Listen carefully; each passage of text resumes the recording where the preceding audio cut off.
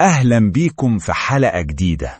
بص يا صاحبي، زمان في واحد اسمه أدولف هتلر، كان راجل ألماني واتولد سنة 1889.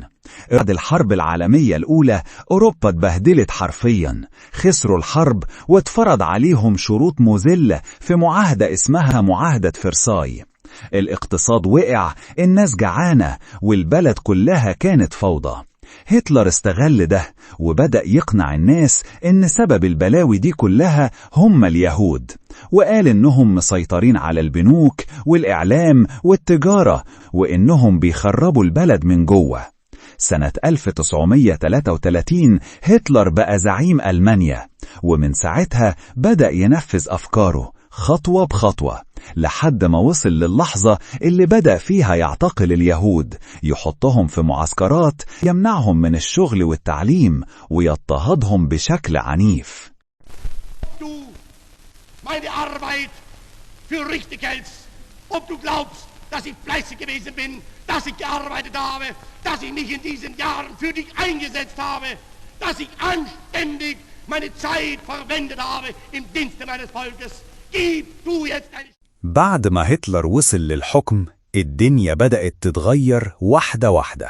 في الأول بدأ يطرد اليهود من الشغل، يمنعهم يدخلوا المدارس، يكسر محلاتهم ويمنعهم يعيشوا وسط الناس.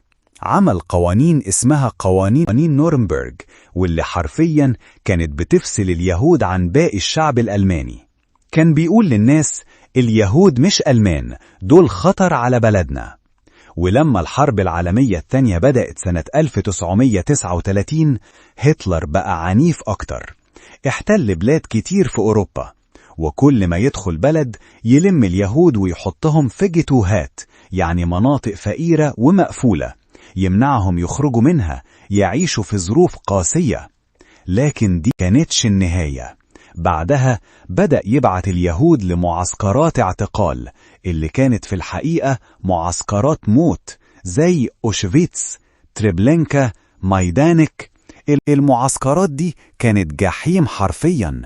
الناس كانت بتوصل بالقطارات، يوقفوهم صفين، صف يروح للشغل الإجباري وصف تاني على غرف الغاز على طول. كانوا يحلقوا شعرهم، ياخدوا كل حاجتهم ويقولوا لهم إنها بس دش مية، لكن كانت غرف غاز بيموتوا فيها في دقايق. الجثث كانت بتتحرق في أفران، والأرقام كانت مرعبة.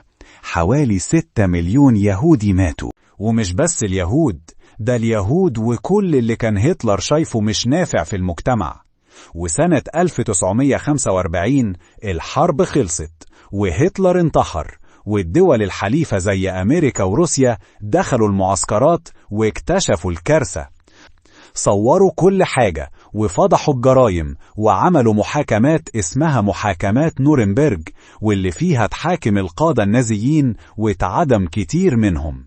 وهنا خلصت الحكاية. ما تنساش تشتراك في القناة، الإعجاب بالفيديو.